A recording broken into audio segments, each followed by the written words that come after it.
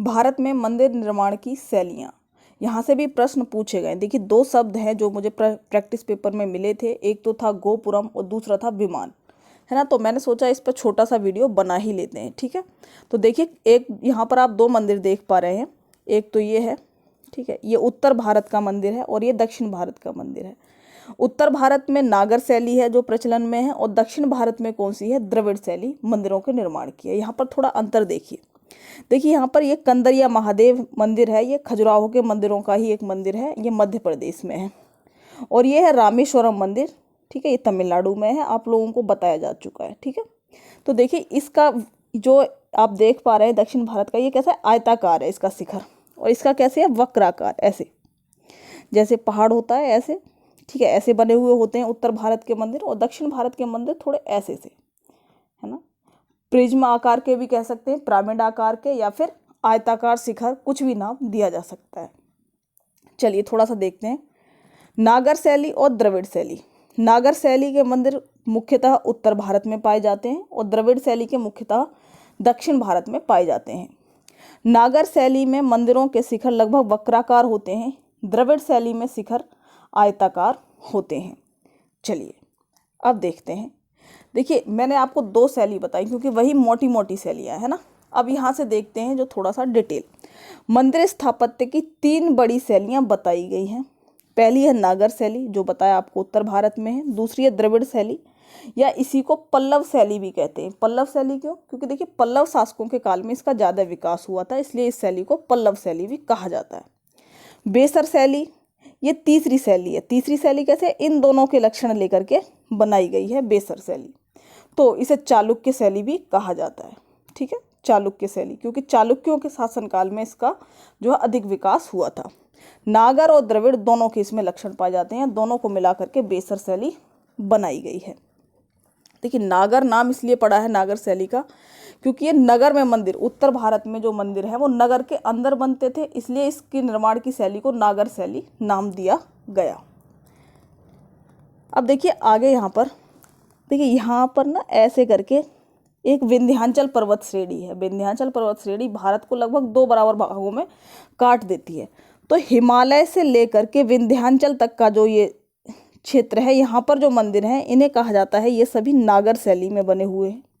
इसके बाद यहाँ पर कावेरी, कृष्णा नदी है और नीचे है तमिलनाडु में कावेरी। तो कृष्णा और कावेरी के मध्य का जो क्षेत्र है वहाँ पर पाए जाते हैं द्रविड़, यानी यहाँ पर तो पाए जाएंगे नागर और यहाँ पाई जाएगी द्रविड़ शैली। परंतु इनके बीच में जो ये रीजन है, यहाँ पर बेसर शैली, क्योंकि देखिए बीच में आ गई इन दोनों की, इसका भी मिश्रण है ऊपर वाले का और नीचे वाले का भी मिश्रण है। तो बेसर शैली विंध्याचल से तो नीचे पर कृष्ण नदी के ऊपर क्षेत्र में पाई जाती है। ये प्रश्न भी पूछे जाते हैं।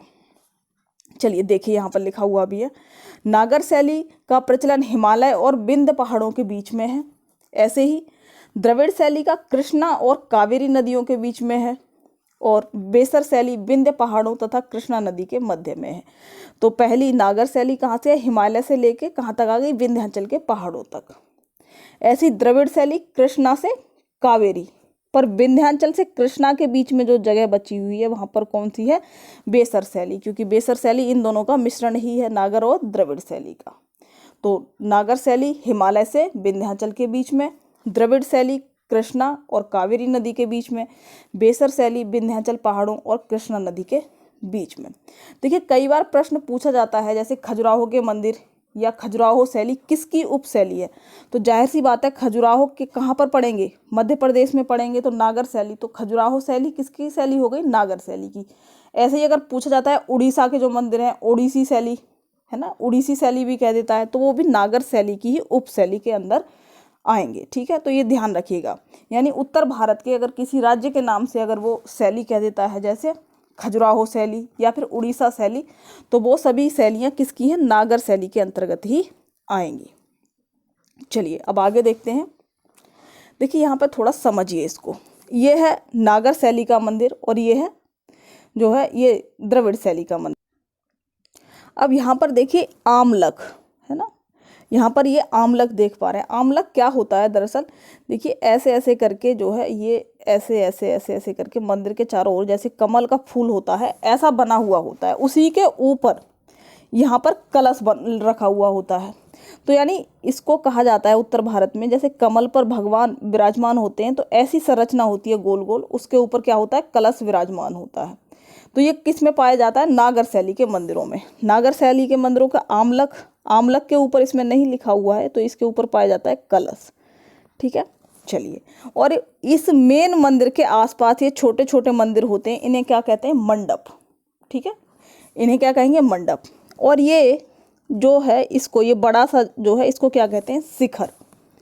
और यहाँ पर जो शिवलिंग या फिर कोई मेन गर्भगृह होता है उसको क्या कहते हैं, गर्भगृह कहते हैं, जहाँ पर भगवान की मूर्तियाँ रखी रहती हैं। ठीक है, और मोस्टली होता है शिवलिंग जो है लगा हुआ होता है गर्भगृह में। ठीक है, तो एक बार और देख लीजिए, आमलक, आमलक के ऊपर क्या होगा, कलश। ये छोटे छोटे मंदिर हैं, इन्हें क्या कहते हैं, मंडप, है ना। और ये क्या है, ये बड़ा सा मंदिर है, बड़ा सा मंदिर है, इसे क्या कहेंगे, शिखर। और जहाँ पर शिवलिंग रखा हुआ होता है उसे क्या कहते हैं, गर्भगृह। और इस शैली की खास बात देखिए, चबूतरे पे निर्मित होता है ना, चबूतरे पे निर्मित होता है। अब आते हैं द्रविड़ शैली। ठीक है, देखिए एक मिनट, द्रविड़ शैली। अब देखिए यहाँ तो आपने देखा कि ये लगभग जो है वर्गाकार उसमें बना हुआ है। ये देखिए, ये बहुत लंबा सा जो है बना हुआ है। तो इसमें क्या क्या होता है, देखिए इससे बढ़िया फोटो भैया मुझे तो मिली नहीं कहीं पे, है ना। एनसीईआरटी कई जगह देख ली तो यही है। हाँ, बस इसका इंग्लिश वर्जन था वो मैंने डाला नहीं इसमें, है ना। चलिए, तो ये है जो है, ये कहाँ पर है, द्रविड़ शैली। अब इसमें देखिए, इसको जिसको तुमने यहाँ पर शिखर कहा, इधर क्या है, विमान। इसको क्या कहा है इन्होंने, बड़े से मंदिर को क्या कहा है, विमान कहा है। इधर आमलक कहा था, इधर इन्होंने क्या कहा है, शिखर, है ना। अब देखिए यहाँ पर जो आमलक और कलश थे, इसमें नहीं दिखा हुआ है, आगे आपको मिलेगा लिखा हुआ। यहाँ पर क्या होती है, स्तूपिका बनी हुई होती है, स्तूपिका, है ना। यानी स्तूपिका का मतलब है कि स्तूप आकार का ऐसा संरचना होता है, एक बहुत बड़ा पत्थर होता है। कहा जाता है जैसे बृहदेश्वर मंदिर है, उसमें 80 टन का पत्थर है और वो काफ़ी ऊंचा है। तो कहते हैं कि उस समय इतनी ऊंचाई पर क्रेन वगैरह थी नहीं, तो मंदिर में कहाँ से चढ़ाया गया। तो कुछ लोग कहते हैं कैसे चढ़ाया गया, कुछ लोग कहते हैं ऐसे करके पहले सड़क बनाई गई होगी, फिर उस पर हाथियों ने धकेल धकेल के, क्योंकि एक ही पत्थर है 80 टन का, तो कैसे पहुँचाया हुआ इतनी ऊंचाई पर। तो कहते हैं ऐसे बना दिया होगा रास्ता, उस पर हाथियों ने पहुँचा दिया होगा। ठीक है, चलिए। और ये क्या है, मंडप।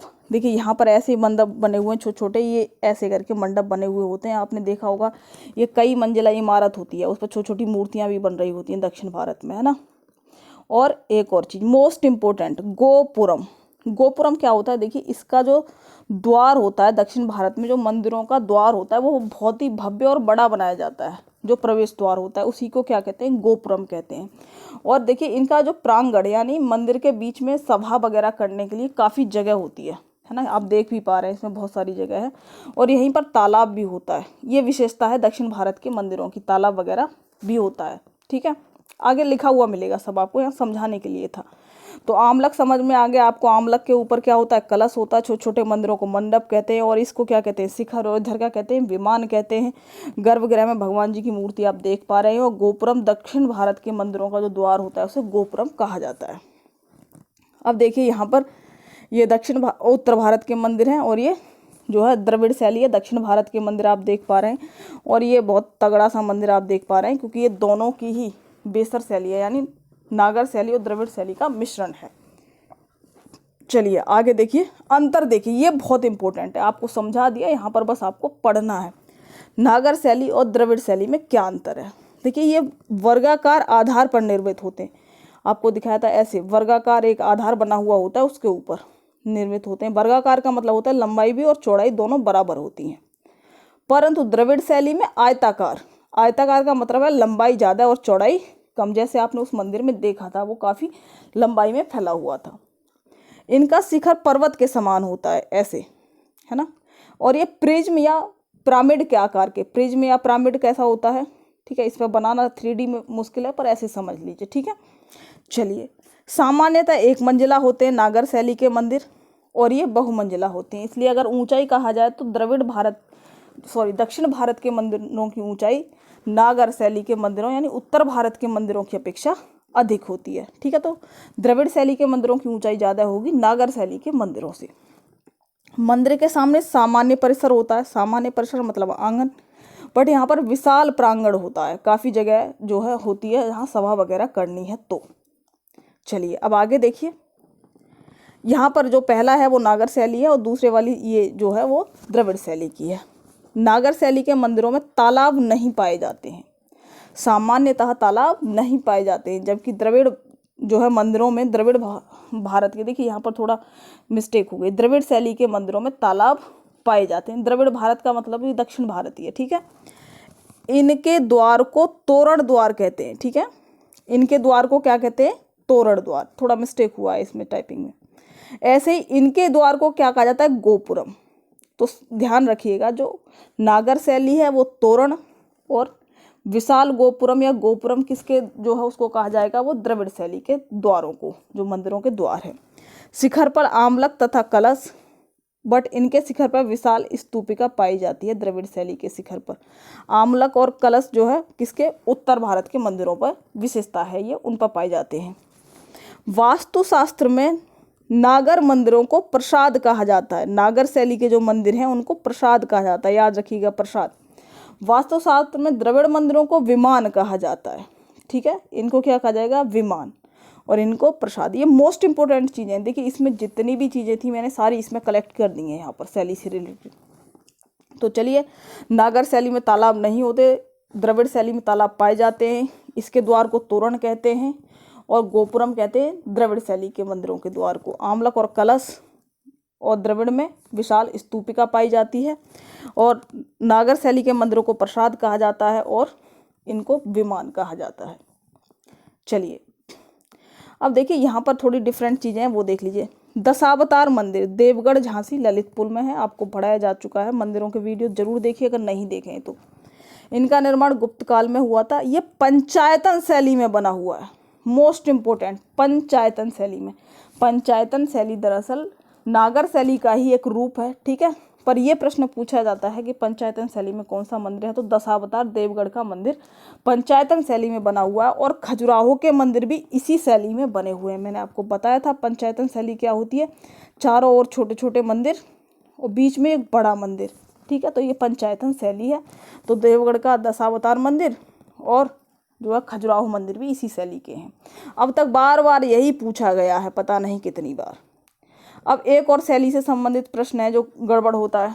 ग्वालियर का तेली मंदिर, तेली मंदिर ग्वालियर का, ये मिहिर भोज ने बनवाया था, ठीक है। इसका शिखर द्रविड़ शैली का है और बाकी मंदिर नागर शैली में बना हुआ है। तो याद रखना है, तेली मंदिर ग्वालियर का, इसका शिखर द्रविड़ शैली का और पूरा मंदिर नागर शैली में बना हुआ है, ठीक है। तो friends, thank you so much. मुझे लगता है ये वीडियो आपको पसंद आया होगा, और इसमें जो जानकारी दी गई है वो डेफिनेटली बहुत काम किया, निचोड़ है आपके लिए, ठीक है। तो आप हमारे चैनल को लाइक शेयर सब्सक्राइब जरूर करें। अगर सब्सक्राइब नहीं किया है तो कर लें, क्योंकि जितने भी वीडियो आएंगे वो आपके बहुत ही काम के होंगे।